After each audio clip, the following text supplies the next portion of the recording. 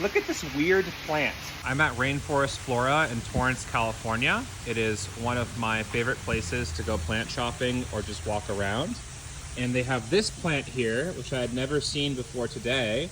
It's called Philodendron crasinervium. It is native to Brazil, and it has this odd inflated vein. Apparently, this is for water storage during the dry season.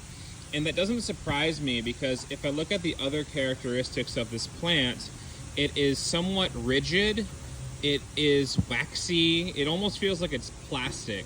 And that is usually a good sign that the plant you're looking at probably is somewhat drought tolerant. Here's another example here, this Sansevieria, same thing. It almost feels like thick plastic. I'm back home now and we're gonna look at some more plants. So this is Zamioculcas zamiifolia, commonly known as the ZZ plant.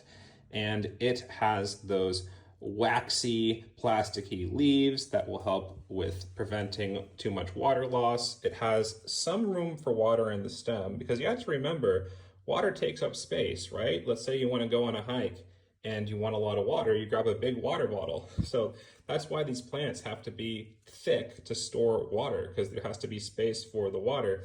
But the real place you see a lot of the water storage in this plant is actually the normally underground rhizome that I've deliberately exposed with how I planted this here. It's like a giant potato that stores a bunch of water for the plant. Sometimes you'll get a plant that has that underground rhizome, that has that potato looking thing, but doesn't really have any indications above ground that it's drought tolerant.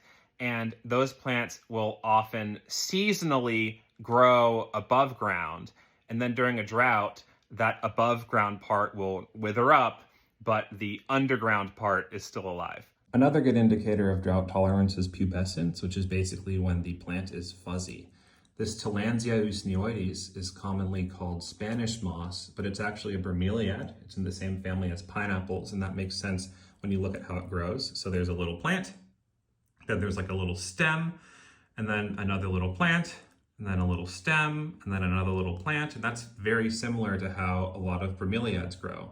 A lot of bromeliads send out these stems called stolons, and then a little clone of the mother plant pops up, and then that little clone sends out more stems.